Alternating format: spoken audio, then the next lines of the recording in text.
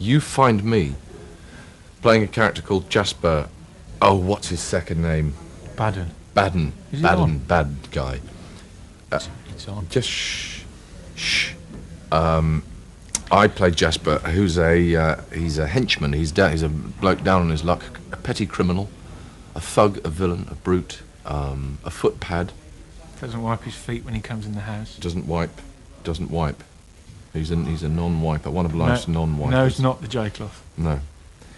And he's in the employ of Cruella de Vil, who. And with my faintly stupider colleague. What is your character's name again? No, Horace. It's a little test we do every day. Can you know? Horace.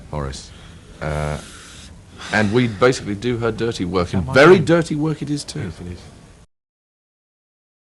Generally speaking, the heroes in Disney are drawn like sort of people, more or less. You know, they tend to have very cute button noses, but they generally look like people.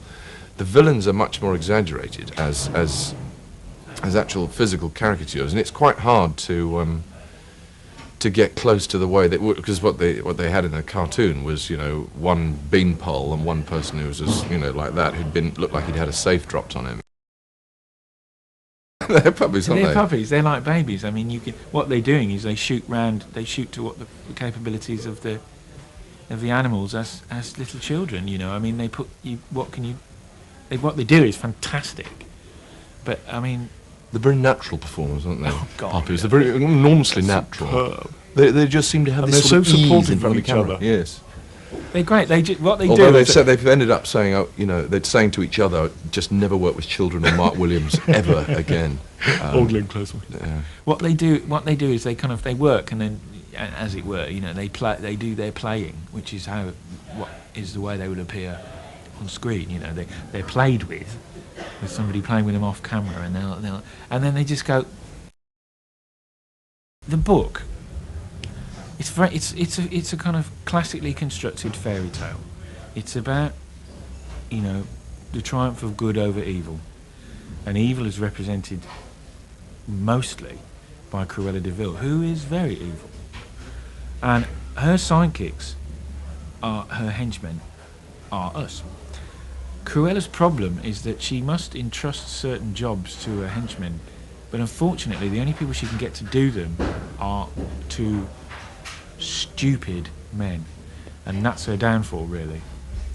She has to rely on them, but actually they can't do it, which is a shame for her, really, isn't it? That's We're a bit like if you see it as a sort of like pantomime or like fairy tale, we are what were called the Brokers' Men, which were two knockabout comics, who you know, in the kind of I mean, Stan Laurel and Oliver Hardy came out of that kind of theatrical knockabout tradition, and that's what we do. We fall over a lot. We get the wrong end of the stick.